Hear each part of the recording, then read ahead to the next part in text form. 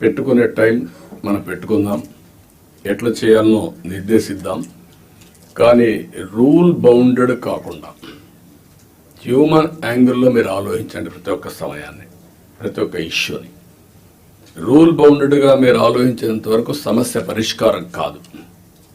కానీ హ్యూమన్ యాంగిల్లో ఆలోచించినప్పుడు అదే రూల్ కింద ఆ సమస్యను పరిష్కారం చేసే పరిస్థితి మీకు వస్తుంది. అలాంటి ఆలోచనకు శ్రీకారం చుట్టాలి. మీ సబార్డినేట్స్ని కూడా ఎక్కడ కానీ మీరు చెప్తున్నా, మన ప్రవర్తనలో ఒక పాజిటివ్ ప్రవర్తన ఉండాలి.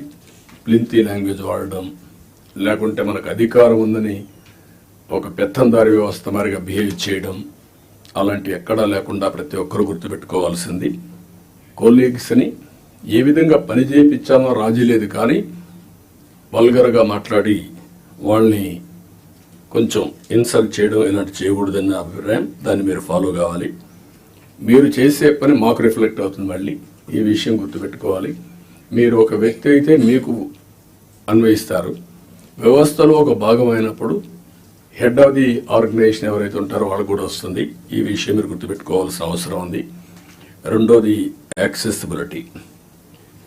మీ టైంని మార్క్ చేసుకోండి. నేను కూడా ఎవ్రీ సాటర్డే కూర్చొని సీఎంఓ ఏ విధంగా పనిచేశాం, టైం ఎట్లా మేనేజ్ చేశాం, నేను ఎట్లా ఇంప్రూవ్ చేసుకోవాలి, అన్ని విషయాల్లో ఒక పక్క మీటింగ్స్, ఒక పక్క పబ్లిక్ రిలేషన్స్, ఒక పక్క మా పార్టీ వర్క్, అన్నిటికి కూడా మేము ఇయర్ మార్క్ చేసుకొని ముందుకు పోతున్నాం. అందరికీ యాక్సెసిబిలిటీ ఇచ్చే పరిస్థితిలో ఉన్నాం. మీరు కూడా వీలైనంత వరకు యాక్సెసిబిలిటీ ఉండాల్సిన అవసరం ఉంది.